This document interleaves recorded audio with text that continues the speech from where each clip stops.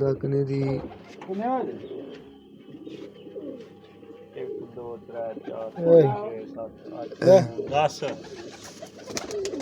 9 10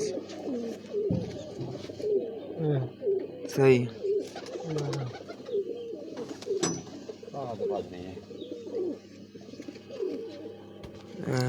सही किन्ने हो गए जी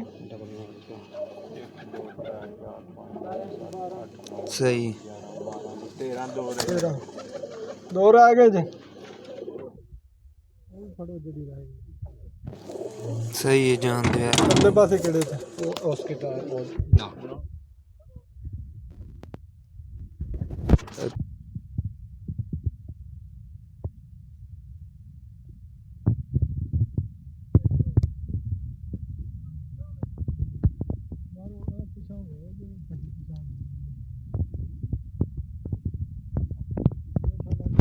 भखड़े वाली मलक अल्लाह दिता